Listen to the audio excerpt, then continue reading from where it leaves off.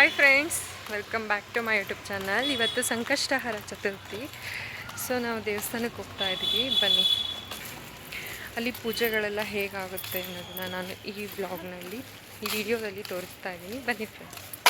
ನಾವೀಗ ದೇವಸ್ಥಾನ ರೀಚ್ ಆದ್ವಿ. ಆಲ್ರೆಡಿ ಹೋಮ ಸ್ಟಾರ್ಟ್ ಆಗಿತ್ತು. ನಾವು ಕೂಡ ಭಕ್ತಿಯಿಂದ ಕೂತು ಹೋಮದಲ್ಲಿ ಪೂಜೆಯನ್ನು ಮಾಡಿದ್ವಿ. ಫ್ರೆಂಡ್ಸ್, ಸಂಕಷ್ಟ ಚತುರ್ಥಿ ಅಂದರೆ ಏನು? ಬನ್ನಿ ತಿಳ್ಕೊಳ್ಳೋಣ. ಪ್ರತಿ ತಿಂಗಳ ಹುಣ್ಣಿಮೆಯ ನಂತರ ಬರುವ ಕೃಷ್ಣ ಪಕ್ಷದ 4ನೆಯ ತಿಥಿ. ಈ ದಿನವನ್ನು ಶ್ರೀ ಗಣೇಶನಿಗೆ ಅತ್ಯಂತ ಪ್ರಿಯವಾದ ದಿನವೆಂದು ಹೇಳಲಾಗುತ್ತೆ.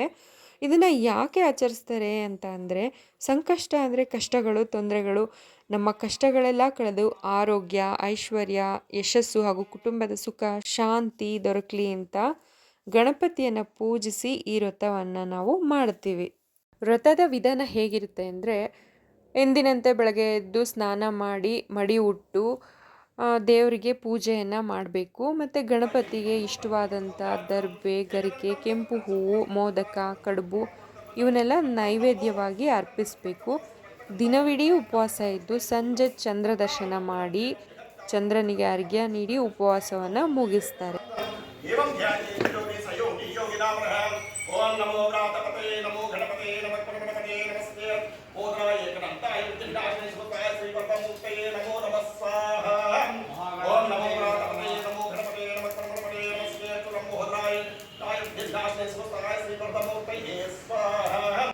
ಸಂಕಷ್ಟ ಚತುರ್ಥಿ ದಿನ ಶ್ರೀ ಗಣಪತಿಗೆ ಮಾಡುವ ಹೋಮದಲ್ಲಿ ಬಳಸುವಂಥ ಪ್ರತಿಯೊಂದು ಹೋಮ ದ್ರವ್ಯಕ್ಕೂ ಒಂದು ಆಧ್ಯಾತ್ಮಿಕ ಮಹತ್ವ ಇದೆ.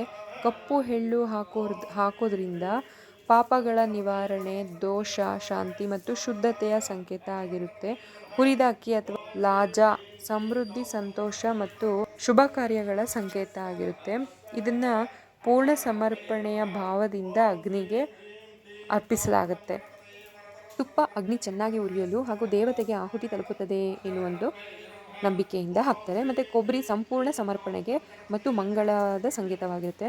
ಗರಿಕೆ ಹುಲ್ಲು ಮತ್ತು ಅಥವಾ ದರ್ಬೆ ಅಂತ ಏನು ಹೇಳ್ತೀವಿ, ಅದು ಗಣಪತಿಗೆ ಅತ್ಯಂತ ಪ್ರಿಯವಾದದ್ರಿಂದ ಅದನ್ನು ಹಾಕ್ತಾರೆ. ಮತ್ತು ಬೆಲ್ಲ, ಜೀವನದಲ್ಲಿ ಸಿಹಿತನ ಸಿಗಲಿ ಅನ್ನೋ ಒಂದು ಕಾರಣದಿಂದ ಬೆಲ್ಲವನ್ನು ಹಾಕ್ತಾರೆ. ಇದ್ರ ಜೊತೆಗೆ ನವಧಾನ್ಯಗಳನ್ನು ಕೂಡ ಹೋಮದೊಳಗೆ ಹಾಕ್ತಾರೆ. ಏನಕ್ಕೆ ಅಂದರೆ, ಬೆಳವಣಿಗೆ, ಸಮೃದ್ಧಿ ಮತ್ತು ಉತ್ತಮ ಬೆಳೆಗಾಗಿ ನವಧಾನ್ಯಗಳನ್ನ ಅಗ್ನಿಗೆ ಸಮರ್ಪಣೆ ಮಾಡಲಾಗುತ್ತೆ. ಹಣ್ಣು, ಹೂಗಳನ್ನು ಭಕ್ತಿ ಮತ್ತು ಕೃತಜ್ಞತೆಯ ಸಂಕೇತವಾಗಿ ಸಮರ್ಪಿಸಲಾಗುತ್ತೆ. ಮಾವು, ಅರಳಿ ಮತ್ತು ಆಲದ ಮರದ ಮುಂತಾದ ಮರದ ಕಡ್ಡಿಗಳನ್ನ ಹೋಮದ ಅಗ್ನಿಯನ್ನು ಪವಿತ್ರವಾಗಿ ಕಾಯ್ದುಕೊಳ್ಳಲು ಬಳಸ್ತಾರೆ. ಗಣಪತಿ ಹೋಮ ಮಾಡುವಾಗ ನವಧಾನ್ಯಗಳನ್ನ ಬಳಸ್ತಾರೆ.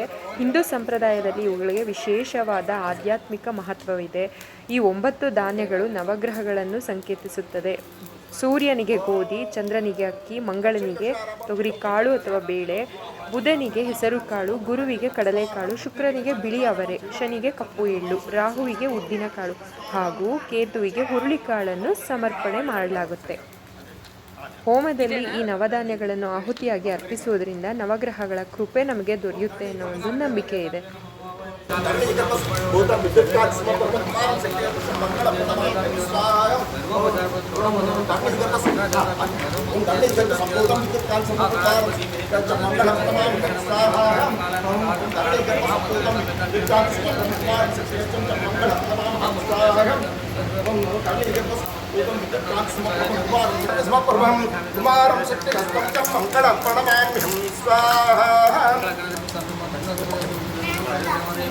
ओम प्रेम विकासामन रूपेण पद्मं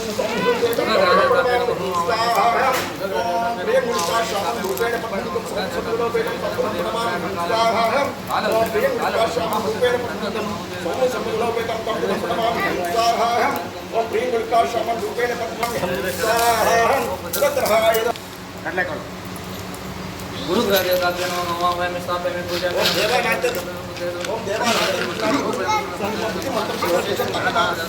ग्रहदेवताभ्यो नमः वयं स्थापयामि पूजा ओम देवानाथ जिपाति गुरु का स्वाहा ओम देवानाथ शुक्र ओम हिमकुंड मनारभं दैत्यानां परम देवताभ्यो नमः वयं स्थापयामि गुरु मनारभं दैत्यानां परम स्वाहा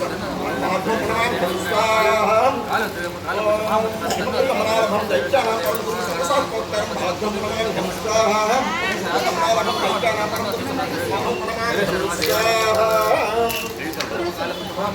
ನೀಲಾಂದ್ರ ಸಮಾವಾಸಂ ಭಕ್ತಾನ ಸಂಭೂತಂ ತನ್ನ ಮಾಂಚನೇಶ್ವರ ಸ್ವಾಹಾಹಂ ನೀಲಾಂದ್ರ ಸಮಾವಾಸಂ ಭಕ್ತಾನ ಸಂಭೂತಂ ತನ್ನ ಮಾಂಚನೇಶ್ವರ ಸ್ವಾಹಾಹಂ ನೀಲಾಂದ್ರ ಸಮಾವಾಸಂ ಭಕ್ತಾನ ಸಂಭೂತಂ ತನ್ನ ಮಾಂಚನೇಶ್ವರಂ ನೀಲಾಂದ್ರ ಸಮಾವಾಸಂ ಸಂಭೂತಂ ತನ್ನಾಹುಂ ಸ್ವಾಹಾಹಂ ಮಂತಕಾಯ ಮಹಾಭೂತಂ ಸಂಭೂತಂ ತನ್ನಾಹುಂ ಸ್ವಾಹಾಹಂ ಮಂತಕಾಯ ಮಹಾವೀರಂ ಚಂದಾಯುಧಂ ಸಿಂಹಾಗರ್ಭ ಸಂಭೂತಂ ತಂ ರಾಹುಂ ನಮಾಮಿಹಂ ಸ್ವಾಹಾಹಂ ಓಂ ಅರ್ಥಕಾಯಂ ಮಹಾವೀರಂ ಚಂದ್ರಾದಿತ್ಯಮಂತರಂ ಸಿಂಹಾಗರ್ಭ ಸಂಭೂತಂ ತಂ ರಾಹುಂ ನಮಾಮಿಹಂ ಸ್ವಾಹಾಹಂ ಓಂ ಫಲಾಸ್ಪೃತಾಸಂ ಧಾರಕಾಕಂ ಸ್ವಾಹಾಹಂ ಫಲಾಸ್ಪೃತಾಸಂ ಧಾರಕಾಕಂ ಸ್ವಾಹಾಹಂ ಫಲಾಸ್ಪೃತಾಸಂ ಧಾರಕಾಕಂ ಔಧಂ ರೌದಾತ್ಮಂ ಘೋರಂ ತಂ ಏಕಂ ಪ್ರಮಾಣಂ ಸ್ವಾಹಾಹಂ ಓಂ ಫಲಾಸ್ಪೃತಾಸಂ ಧಾರಕಾಕಂ ಏಕಂ ಪ್ರಮಾಣಂ ಓಂ ಫಲಾಸ್ಪೃತಾಸಂ ಧಾರಕಾಕಂ ಔಧಂ ರೌದಾತ್ಮಂ ಘೋರಂ ತಂ ಏಕಂ ಪ್ರಮಾಣಂ ಸ್ವಾಹಾಹಂ ಆದಿತ್ಯಾಯ ಸಮಾಪಂಗಲಾಭಾಯ ರಾಹುಕೇತವೇ ನಮಃ ಓಂ ತ್ರಯಂಬಕೇ ಜಾಮಹೇ ವಾಸಾಯಿಂ ತನ್ನೋ ಶ್ರೀನಿವಾಸ ಪ್ರಚೋದಯಾತ್ ಸ್ವಾಹಾಹಂ ಓಂ ನಿರಂಜನಾಯ ನಿರಾಮಾಸ ತನ್ನೋ ಶ್ರೀ ಓಂ ನಮೋ ಭಗವತೆ ಧನ್ವಂತರೇ ಅಮೃತಕಲಶರಸ್ತಾಯ ಸರ್ವಾಮಯ ವಿನಾಶಾಯ ತ್ರೈಲೋಕ್ಯನಾಯ ಶ್ರೀ ಮಹಾವಿಷ್ಣುವೇ ಸ್ವಾಹಾಹಂ ಓಂ ನಮೋ ಭಗವತೆ ಧನ್ವಂತರೇ ಅಮೃತಕಲಶರಸ್ತಾಯ ಸರ್ವಾಮಯ ವಿನಾಶಾಯ ತ್ರೈಲೋಕ್ಯನಾಯ ಶ್ರೀ ಮಹಾವಿಷ್ಣುವೇ ಸ್ವಾಹಾಹಂ ಓಂ ನಮೋ ಭಗವತೆ ಧನ್ವಂತರೇ ಅಮೃತಕಲಶರಸ್ತಾಯ ಸರ್ವಾಮಯ ವಿನಾಶಾಯ ತ್ರೈಲೋಕ್ಯನಾಯ ಮಹಾಗಣಪತಿಯೇ ನಮಃ. ಈಶ್ವರೇ ಗಣಪತಿ ನಮಃ. ಮಹಾಗಣಪತಿಯೇ ನಮಃ. ಸಂಕಷ್ಟಹರ ಗಣಪತಿ ನಮಃ. ಮಹಾಗಣಪತಿಯೇ ನಮಃ. ರೂಪ ಗಣಪತಿ ನಮಃ. ಮಹಾಗಣಪತಿಯೇ ನಮಃ. ಲಕ್ಷ್ಮೀ ಗಣಪತಿ ನಮಃ. ಮಹಾಗಣಪತಿಯೇ ನಮಃ. ಗಣಪ ಗಣಪತಿ ನಮಃ. ಓಂ ವಿಷ್ಣುಪುರುಷಾಯ ನಮಃ. ವಿಘ್ನೇಶ್ವರಾಯ ನಮಃ. ಅವರದೇವ ಪ್ರತ್ಯೇಕ ಸೂರ್ಯಗ್ರಹ ದೇವತಾಭ್ಯೋ ನಮಃ. ಚಂದ್ರಗ್ರಹ ದೇವತಾಭ್ಯೋ ನಮಃ. ಹೋಮ ಎಲ್ಲ ಮುಗೀತು ಮತ್ತು ಇವಾಗ ಕೊನೆಯಲ್ಲಿ ಪೂರ್ಣಾಹುತಿಯನ್ನು ಕೊಡಲಾಗುತ್ತೆ. ನಾವು ಅದಕ್ಕೆ ನಮಸ್ಕಾರ ಮಾಡ್ಕೋತಾ ಇದ್ದೀವಿ. ನಮ್ಮ ಸಂಪ್ರದಾಯದ ಪ್ರತಿಯೊಂದು ಆಚರಣೆಯ ಹಿಂದೆಯೂ ಒಂದು ಸುಂದರವಾದ ಅರ್ಥವಿದೆ. ಇಂತಹ ಮಾಹಿತಿಯನ್ನು ತಿಳ್ಕೊಳ್ಳೋದ್ರ ಜೊತೆಗೆ ನಮ್ಮ ಮುಂದಿನ ಪೀಳಿಗೆಗೂ ನಾವು ತಿಳಿಸ್ತಾ ಇದ್ದರೆ ತುಂಬಾ ಚೆನ್ನಾಗಿರುತ್ತೆ. ಮತ್ತು ಪೂಜೆ ಮಾಡ್ತಾ ಇರೋಂಥ ಅರ್ಚಕರು ಅವರ ಸೇವೆ ಸಮರ್ಪಣೆಗೆ ನಮ್ಮ ಹೃತ್ಪೂರ್ವಕ ನಮಸ್ಕಾರಗಳನ್ನು ಕೂಡ ತಿಳಿಸೋಣ. ಏನಂತೀರಾ ಫ್ರೆಂಡ್ಸ್?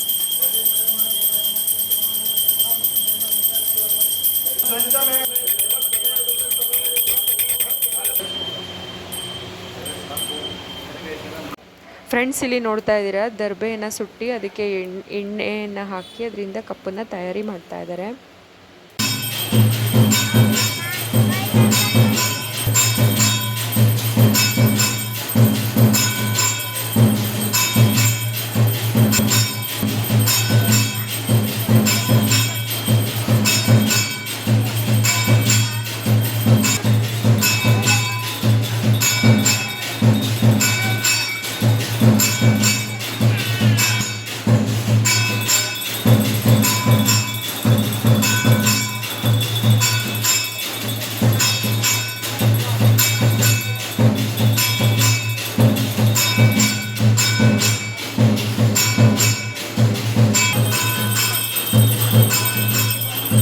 ಹೋಮನ ಮುಗಿಸಿ ಮಹಾಮಂಗಳಾರತಿಯನ್ನು ತಗೊಂಡು ಪ್ರಸಾದವನ್ನು ಸ್ವೀಕರಿಸಿದ್ವಿ.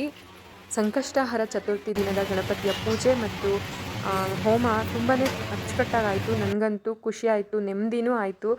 ಈ ಒಂದು ವಿಡಿಯೋ ನಿಮಗೆ ಇಷ್ಟ ಆದರೆ ಲೈಕ್ ಮಾಡಿ, ಕಮೆಂಟ್ ಮಾಡಿ, ಶೇರ್ ಮಾಡಿ. ಮತ್ತು ಗಣೇಶನ ಕೃಪೆ ಎಲ್ಲರ ಮೇಲೂ ಸದಾ ಇರಲಿ ಅಂತ ನಾನು ಕೇಳ್ಕೊತೀನಿ. ಮತ್ತೆ ಇನ್ನೊಂದು ಇಂಟ್ರೆಸ್ಟಿಂಗ್ ಆಗಿರೋ ವಿಡಿಯೋ ಜೊತೆ ಮೀಟ್ ಮಾಡ್ತೀನಿ. ಅಲ್ಲಿ ತನಕ bye friends, take care. Thank you for watching.